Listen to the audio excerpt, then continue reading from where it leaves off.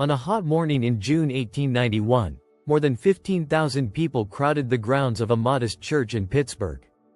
St. Anthony's Chapel had been designed to serve about 50 families of mostly German origin, but pilgrims from all over the country descended to seek the aid of the church's famous priest-physician, the Reverend Sugbert Godfrey Mallinger.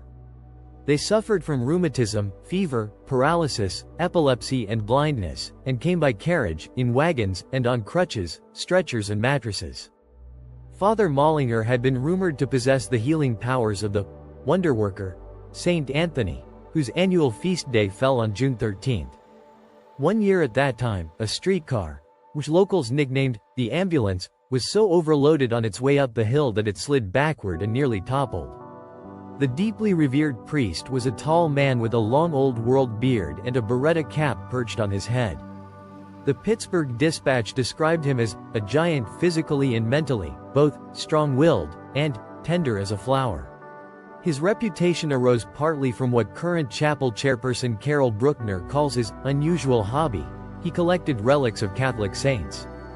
By the time he died in 1892, he had amassed more than 5,000 relics, the world's largest collection outside of the Vatican. Today, St. Anthony's Chapel stands on a quiet street in Pittsburgh's Troy Hill neighborhood.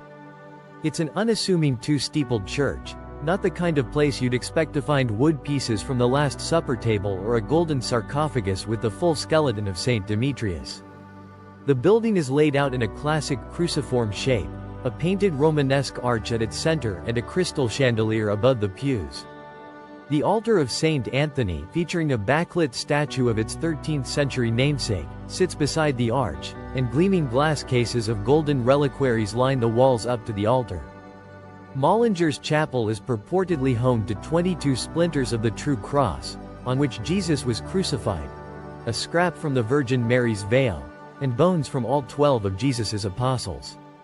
His most prized relic was a molar from St. Anthony, the only part of the saint kept outside of his hometown of Padua, Italy. After blessing the afflicted, Mallinger would often touch their injuries with a golden cross-shaped reliquary that stored remains from multiple saints. It's Catholic doctrine that relics contain some of the holiness of the saints they're associated with, a veneration that dates back to the 2nd century. Robin M. Jensen, a Notre Dame theology professor who has written extensively about relics, says they reflect a certain materiality built into Catholic doctrine. Created matter and natural things are able to mediate the presence of the holy for us. The reasons behind Mallinger's mission remain unclear.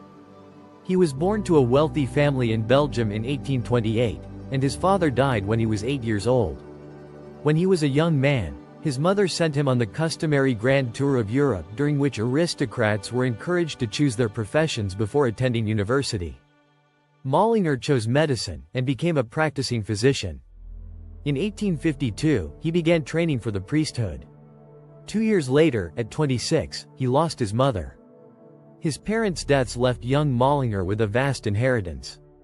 Bruckner speculates that he was such a determined person that he was going to achieve something with it. In 1854, a bishop recruited him for mission work in America. Europe was in chaos. Nation-states were forming, and Italy's Giuseppe Garibaldi and German Chancellor Otto von Bismarck were leading anti-Catholic campaigns.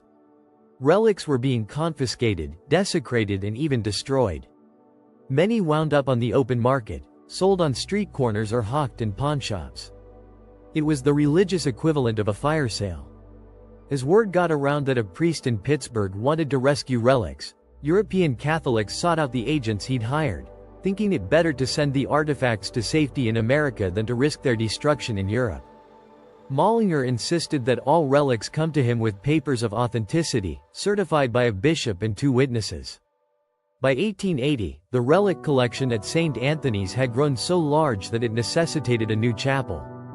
Mallinger paid for it. For the Germans of Troy Hill, these European relics had special meaning. There's a way in which it was kind of a symbolic reunion, especially for immigrants coming to a new country, notes Jensen. Bringing these objects from their ancient past into their reality here and now was a way of closing time and space. But Mallinger himself was St. Anthony Chapel's biggest draw. He gave blessings, and also wrote prescriptions, hiring a druggist to fill them. Some observers ascribed the healing powers of Father Mollinger entirely to a power above and superior to him, the Pittsburgh Dispatch reported, while others thought that the medicines which the priest prescribed played a part in the cures. Not all his patients were Catholics, the paper noted. Protestants based their confidence in the Father upon his acknowledged medical learning and skill. To the chapel's namesake, physical and spiritual ministrations had also seemed complementary. Addressing the packed churchyard in June 1891, the Reverend John Toohill Murphy, the president of Pittsburgh Catholic College, proclaimed that Saint Anthony had been able to simultaneously restore the spiritual life which had been lost, and give back the bodily health which had decayed. Mollinger, he noted, did his healing through Saint Anthony's miraculous intervention. After Mollinger died in 1892, the crowds stopped coming. In the 1970s, when Pittsburgh was struggling through a recession, the chapel fell into such disrepair that the diocese considered closing it. But there's been a resurgence in pilgrimages among American Catholics, as Jensen points out, and St. Anthony's Chapel attracts a small but steady stream of visitors. There's no congregation and no healing priest, but about 15 to 20 people from nearby and out of town come each day to tour the chapel or pray privately. On Tuesdays, they recite the Novena to St. Anthony. Some visitors come purely out of historical interest, viewing the relics as exhibits in a museum. Bruckner says tourists often remark on the otherworldly atmosphere. Many people have told me they feel a presence when they're there, she said. It's quite gratifying, you know? There is a presence that reaches within to us.